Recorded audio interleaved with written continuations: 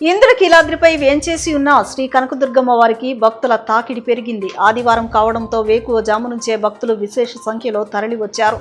సుదూర ప్రాంతాల నుంచి తరలి వస్తున్న భక్తులతో ఇంద్రకీలాద్రి కిక్కిరిసిపోయింది.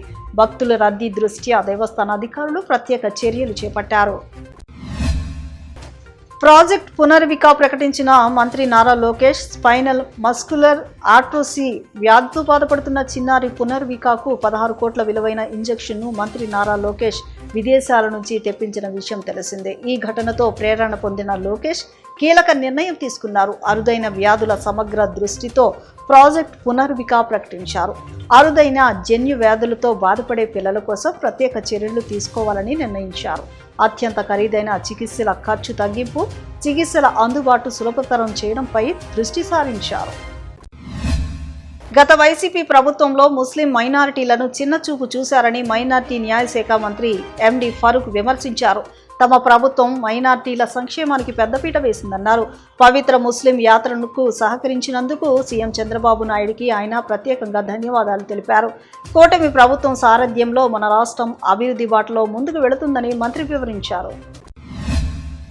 సెంట్రల్ నియోజకవర్గం అభివృద్ధికి ప్రతీకగా నిలిచిందని ఎంపీ కేశినేని శివనాథ్ తెలిపారు. ప్రతి వీధి, ప్రతి సందు అభివృద్ధి చెందడం బోండా ఉమామహేశ్వరరావు నాయకత్వం వల్లే సాధ్యమైందన్నారు. 2014 నుంచి 2019 వరకు జరిగిన అభివృద్ధి స్పష్టంగా కనిపిస్తోందని, ఆ కాలంలో మౌలిక వసతులు విస్తృతంగా అభివృద్ధి చెందాయని పేర్కొన్నారు. జాతీయ రహదారులపై ర్యాష్ డ్రైవింగ్ కు పాల్పడుతున్న వాహనదారులకు కృష్ణా జిల్లా ఎస్పీ విద్యాసాగర్ నాయుడు గట్టి హెచ్చరికలు జారీ చేశారు. ఇకపై ప్రతి వారం ప్రత్యేక డ్రైవ్లు నిర్వహించి ట్రాఫిక్ నిబంధనలు ఉల్లంఘించే వారిపై కఠిన చర్యలు తీసుకుంటామని స్పష్టం చేశారు. ర్యాష్ డ్రైవింగ్ చేస్తే కేసులు నమోదు చేయడమే కాకుండా వాహనాలను సీజ్ చేస్తామని హెచ్చరించారు. ఆ పదవికున్న గౌరవాన్ని నరేంద్ర మోదీ పూర్తిగా మంటగలుపుతున్నారని మండిపడ్డారు. దాసరి భవనంలో ఏర్పాటు చేసిన విలేకరుల సమావేశంలో రామకృష్ణ మాట్లాడుతూ మహిళా బిల్లులు అడ్డుకున్నది మోదీనేనని అన్నారు. మహిళా రిజర్వేషన్ బిల్లును ప్రతిపక్షాలు అడ్డుకుంటున్నాయని, ప్రధాని పచ్చి అబద్ధాలు ఆడుతున్నారని ఆయన స్పష్టం చేశారు.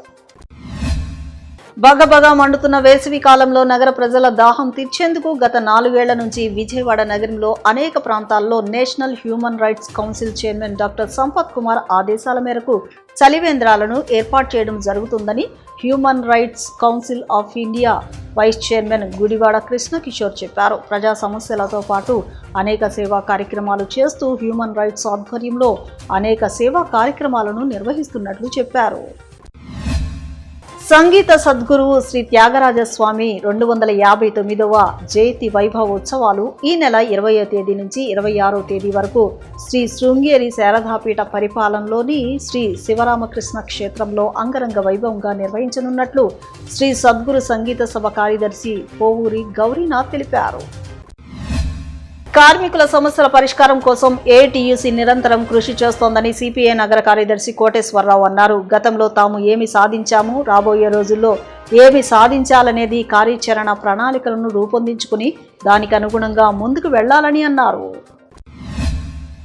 గత 2 దశాబ్దాలుగా దేవుని ఆశీస్సులతో ప్రతి సంవత్సరం వేసవి కాలంలో నిరాశ్రయులు, పాదచారులు, కార్మికులు వంటి వారికి దాహార్తి తీర్చేందుకు ఉచితంగా మజ్జిగ పంపిణీ చేస్తున్నామని కవనెంట్ ప్రార్థనా మందిరం పాస్టర్ నిమ్మగడ్డ సురేంద్రబాబు తెలిపారు. మండుతున్న ఎండల్లో ఇలాంటి చిన్న సేవ కూడా ఎంతో ఉపశమనం కలిగిస్తోందని, సమాజానికి మనవంతు బాధ్యతగా ప్రతి ఒక్కరూ సేవా తత్వంతో ముందుకు రావాలని ఆయన పిలుపునిచ్చారు.